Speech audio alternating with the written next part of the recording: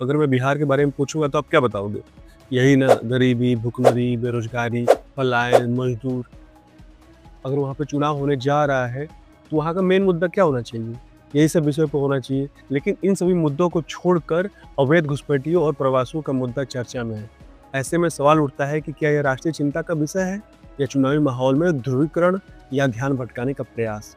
एक हद तक यह वास्तविक मुद्दा है, क्योंकि कोई भी देश अवैध प्रवासियों की घुसपैठ को अनुमति नहीं दे सकता है। लेकिन बिहार के गया में हाल में ही एक भाषण के दौरान प्रधानमंत्री द्वारा इस चिंता को जताने का समय और इसके कारण थोड़ा सा उत्सुकता तो बढ़ाते हैं।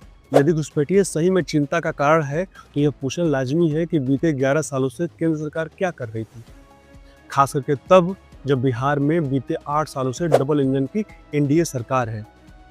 सीमा की सुरक्षा, निगरानी और अवैध प्रवास को रोकने का जिम्मा केंद्र का है।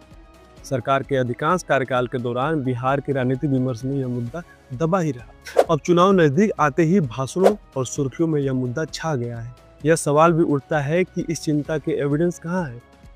निर्वाचन आयोग ने एक सामान्य सा बयान दिया कि बिहार में बड़ी संख्या में नेपाल, बांग्लादेश और म्यांमार के लोग हैं। लेकिन एसआईआर के नाम पर जिन 65 लाख मतदाताओं के नाम आयोग हटा चुका है, उनमें अधिकतर, जैसा कि वो खुद दावा करते हैं, या तो मृत हैं या कहीं और रहने चले गए हैं। उनके नाम कई निर्वाचन क्षेत्रों में है या उनका अता पता है ही नहीं। ये तो चलो ठीक है, लेकिन कितने मतदाताओं को आयोग या किसी अन्य सरकारी अधिकारियों ने रोहिंग्या या बांग्लादेशी के तौर पर चिन्हित किया है, इसके आंकड़े को भी सार्वजनिक किया जाना चाहिए। बिहार में गरीबी, पलायन, बेरोजगारी, कृषि संकट और जनस्वास्थ्य व शिक्षा मेन प्रॉब्लम है। लेकिन यह एक अबूझ पहेली है कि जब इतने सारे मुद्दे होने के बावजूद भी अचानक अवैध प्रवासियों के मसले को इतनी प्राथमिकता क्यों दी जा रही है?